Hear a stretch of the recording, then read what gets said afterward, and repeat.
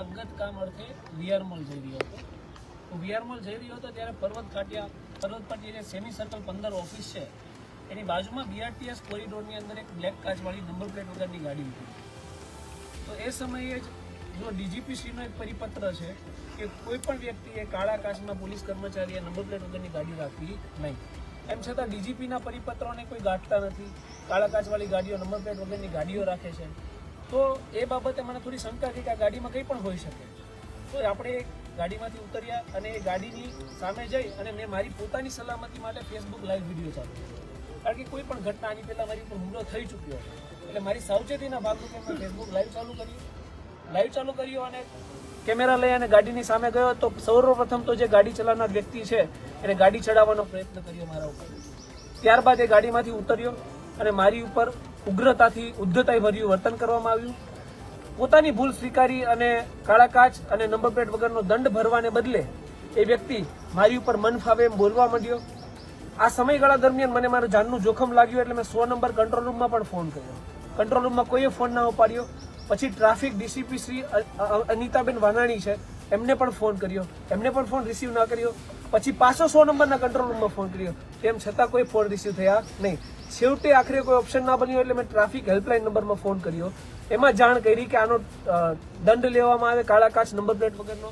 તો ત્યાં પણ કોઈ ઓફિસર ઘટના સ્થળ પર આવ્યું નહીં. સ્થળ ઉપર એક એએસઆઈ હાજર હતા, એમને પણ રજૂઆત કરી. સિસ્ટમની નફટાઈ જોજો તમે કે એમને પણ રજૂઆત કરી, તો એમ છતાં એ ઘટનામાં ઇન્વોલ્વ ના થયા અને એ દૂર ભાગતા રહ્યા. આ જે વ્યક્તિ છે જે ગાડીમાંથી ઉતર્યો હતો એને ફોન કર્યો, બીજા 3 ઈસમોને બોલાવ્યા. એ 3 ઈસમો આવ્યા અને પથ્થર લઈ અને અમારી ઉપર તૂટી પડ્યા. મારી સાથે જે લોકો હતા એમની પર હુમલા થયા. જે લોકો મને બચાવવા આવ્યા એમને પણ માર મારવામાં આવ્યો. તમામ જાહેર જનતાને પણ માર મારવામાં આવ્યો. એટલી આ સિસ્ટમની નફટાઈ છે. ત્યારબાદ હું મારા જાનને બહુ જ જોખમ લાગ્યું. જે લાઈવ વિડીયો હતો એ વિડીયો મારા ફોનમાંથી ખેંચી ફોન લઈ અને ફોન ફેંકી અને પુરાવાનો નાશ કરવાની કોશિશ કરવામાં આવી. પછી હું ત્યાંથી મારો જીવ બચાવીને પુણા પોલીસ સ્ટેશન પહોંચ્યો. અને હજુ તમે જુઓ કે આ લોકોની ક્રૂરતાનો કોઈ અંત જ નથી. હું પુણા પોલીસ સ્ટેશન પીએસઓમાં ગયો. પીએસઓમાંથી પછી મને ઇન્વેસ્ટિગેશન રૂમમાં મોકલવામાં આવ્યો.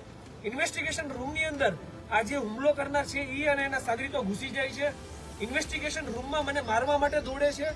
પોલીસ એમને અટકાવે છે અને મને ઇન્વેસ્ટિગેશન રૂમમાં પોલીસની હાજરીમાં એવી ધમકી આપે છે કે તારી હજી સર્વિસ કરવાની બાકી છે.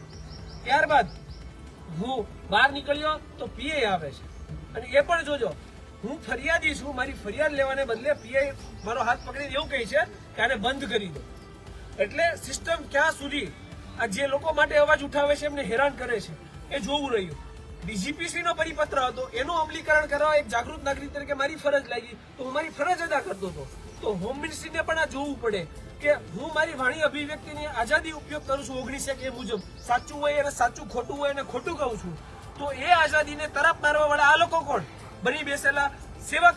આ બની બેસેલા સેવકો છે. આ કોઈ સેવા કરવાનો ધંધો નથી કરતા. કાળા કાચની અંદર ગાડીઓમાં બેસી અને કાળા કાચમાં કાળા કામ કરી રહ્યા છે અને એ કામ બંધ થાય છે એટલે એમને તકલીફ પડે છે અને તકલીફના કારણે સિસ્ટમ અમને આ હદ સુધી હેરાન કરે છે.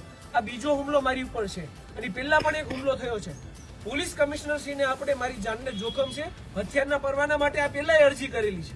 એમ છતાં પણ આજ દિન સુધી મને હથિયારનો પરવાનો નથી આપવામાં આવ્યો. ટૂંકમાં મનસા એવી લાગે છે કે જાહેર જનતાના કામ કરવા વાળા લોકો, સમાજ સેવકો ભલે ખપી જાય, કુરબાન છે, પણ એમને ના તો કોઈ સલામતી આપવી છે અને ભલે અવારનવાર હુમલા થતા રહે. હોમ મિનિસ્ટ્રીને આપણા મીડિયાના માધ્યમથી મારું એક નિવેદન છે કે આ ઘટનાને ધ્યાનમાં લેવામાં આવે, ઉપરી અધિકારીઓ પાસે ઇન્વેસ્ટિગેશન કરવામાં આવે. બાકી અહીંથી તો કંઈ થવાનું નથી. એક થાળીના ચટ્ટાપટ્ટા છે. ઇન્વેસ્ટિગેશન કરવામાં આવે, સખ્ત ઇન્વેસ્ટિગેશન થાય, એમાં સખ્ત કાર્યવાહી થાય. તો આ લોકોની જે એટલી હિંમત વધી ગઈ છે કે પોતે એક તો ખોટું કરો અને ખોટું કર્યા પછી હુમલો પણ કરો, આના ઉપર અંકુશ આવે. બાકી આ લોકો અનકન્ટ્રોલેબલ છે. અત્યારે હમણાં તમારા પર હુમલા કરવા વાળા વિરુદ્ધ કઈ કાર્યવાહી કરવામાં આવી? હાલ આપણે પોલીસ સ્ટેશન આવ્યા છીએ અને 2 થી 2.5 કલાકના સમય બાદ આપણી ફરિયાદો નોંધવામાં આવી છે. હુમલા બદલ જે ફોન સ્નેચ કરવામાં આવ્યો એ બદલ, જે ધમકી આપવામાં આવી એ બદલ 4, 5, 6, 7 લોકો ટોટલ હતા. ગ્રુપિઝમ કરીને મને ધમકાવ્યો, માર માર્યો. એનો રોંગફુલ એસેમ્બલી, ક્રિમિનલ કોન્સ્પિરસી, જે તે ધારાઓ અંતર્ગત આપણે વિધિવત ફરિયાદ કરાવી છે. ઓકે જી, ધન્યવાદ. Thank you.